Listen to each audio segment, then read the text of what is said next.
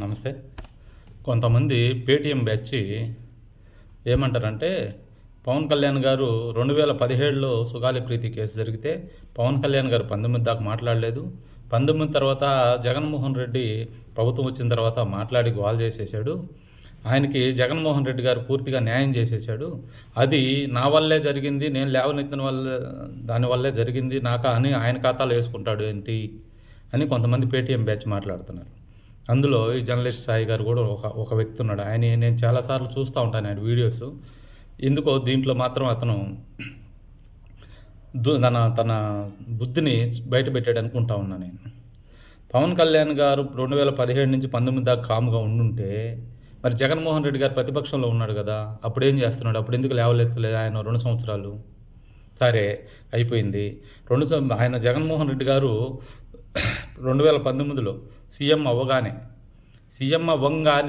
CM పదవికి ప్రమాణ స్వీకారం చేయంగానే సుగాలి ప్రీతికి న్యాయం చేయొచ్చు కదా, ఆయన దోషులను శిక్షించేలాగా ప్రవర్తించవచ్చు కదా. పవన్ కళ్యాణ్ గారు దాన్ని లేవలెత్తిన తర్వాతే, దాన్ని హైలైట్ చేసిన తర్వాతే కేసు సిబిఐకి ఇచ్చి, ఆమెకి పొలం ఇచ్చి, ఇళ్ళ ఫ్లాట్ ఇచ్చి, ఉద్యోగాలు ఇచ్చి, ఆమెను మభ్యపెట్టి దాన్ని అంతం చేశాడు జగన్మోహన్ రెడ్డి. దానికి సదరు స్కూల్ వాళ్ళు ఇవ్వాలి అమౌంట్. దాన్ని వదిలేసి ఈయన ఎందుకు ఇచ్చాడు? గవర్నమెంట్ సొమ్ము ఎందుకు ఇచ్చాడు? బాబు గారి సొమ్ము అదేమన్నా గవర్నమెంట్ సొమ్ము, ప్రజల సొమ్ము ఎందుకు ఇవ్వాల్సి వచ్చింది? ఆయన ఎందుకు ఇచ్చాడు? కేసుని మాఫీ చేయడానికి కాకపోతే ఎందుకు ఇచ్చాడు? ఎన్నో కోట్లు, 100 కోట్లు వాళ్ళ కాడ, స్కూల్ వాళ్ళ కాడ, యాజమాన్య కాడ తీసుకొని ఈయన అప్పలంగా గవర్నమెంట్ సొమ్ము వాళ్ళకి అప్పగిచ్చాడు. అది జరిగింది. అది వదిలేసి పేటీఎం బ్యాచ్ అంతా నీ ఖాతాలో వేసుకుంటావేంటి? కేవలం పవన్ కళ్యాణ్ గారి